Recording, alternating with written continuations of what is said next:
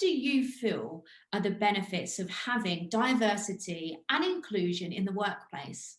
I will start with a little bit longer answer and context in order to answer that why, because I think this why is very, very important that we understand why today everyone is talking about diversity, inclusion, not everyone, but many people, so to understand the why of that. So I will start with my big passion, it's innovation and creativity.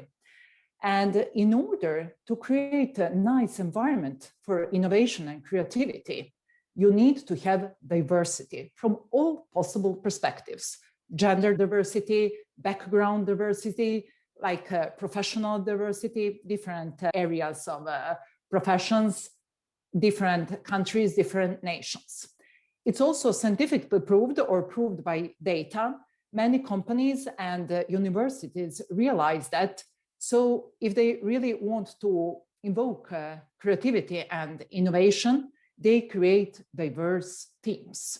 We have example, world leading institutes and universities within technology. MIT is doing that, Harvard, and so on. So we have a lot of examples. If you want to understand why it invokes a lot of innovation and creativity, the answer is pretty simple. It's based on mathematics. When you have a different perspectives on the things, it's easier to create new ideas, right? If you have people coming from the same background, things in the same way, they're going to solve the problem only in one way because all of them think in the same way. When you have people who think completely differently, they're going to suggest solutions that are different. And by combining these solutions, usually you find a groundbreaking solution. I can also recommend to our listeners to read a wonderful book on that innovation subject. It's called The Medici Effect, written by Franz Johansson. So he did a metaphor of that Medici family from Italy, because at that period in Italy, it was a flourishing of art, science. And how did they achieve with that? It's because there was a rich family, so they invested in a lot of diverse artists, scientists, and a lot of projects that consisted of different people making that. So it's a metaphor how you can create such an environment with that Medici effect that you flourish just creativity and innovation. There are a lot of perspectives on innovation, but particularly I like one thing that is called intersectional innovation. Now I have also to be strict with the definition. Invention is when you create something completely new, but innovation is when you combine existing things in a new way. And you can do that in a different way. And one of very powerful ways is intersectional innovation. What does it mean? When you take two completely different domains, they don't have anything with each other at the first sight, and combine them and find a new solution or a new way how you combine that. So in order to achieve that intersectional innovation, then you have people, diverse people, and of course, gender diversity and different type of diversity, different backgrounds, and so on. I have also some examples from my life, not only from the workplace, but also from my personal life, my family. My husband, he's Swedish. I'm from Serbia. And we have 3 kids, 3 boys, or 3 musketeers.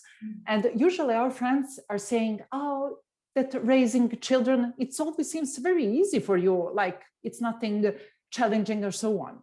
And we were thinking, why is like that? Why we feel it's easy always to find a good solution? I think it's because we are combining 2 different perspectives on raising children and create the best of it. When you apply something, maybe it's a Swedish way how you do when something happens, you see it does not work, then I'm thinking, oh, in my country, we do like that. Maybe you should try that. And then you find a solution. It's the same thing at work. You know how you can invoke that creativity innovation. So I think it's very important, and many companies who does not want to have a creative environment and build basic blocks and foundation for innovation, everyone wants that.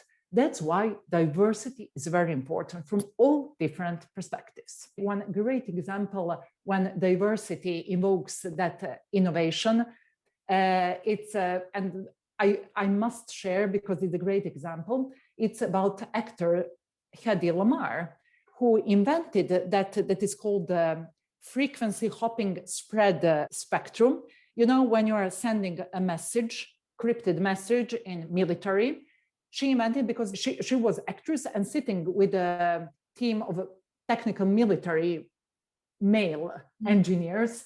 And then she said, oh, maybe you can divide your message and change a frequency. So the first part of message is sent on one frequency, and then the second part of message on the another frequency. So you crypt that in that way by changing the frequency. Such a great invention. I think it's still used in military. A woman, actress, so she didn't have it from that perspective. Many people would say what she was doing in that room, you know, with the male engineers, and she was another profession. Such a great invention. So sometimes you really need some other people's perspective.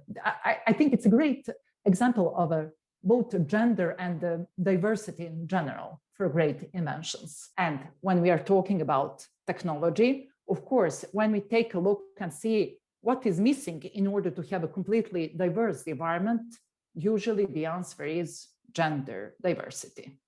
So even for the companies who are recruiting internationally and have people coming from different countries with the different backgrounds, different universities finished and different studies, experience also, usually that gender diversity is something that is missing, that we have a predominantly male employees.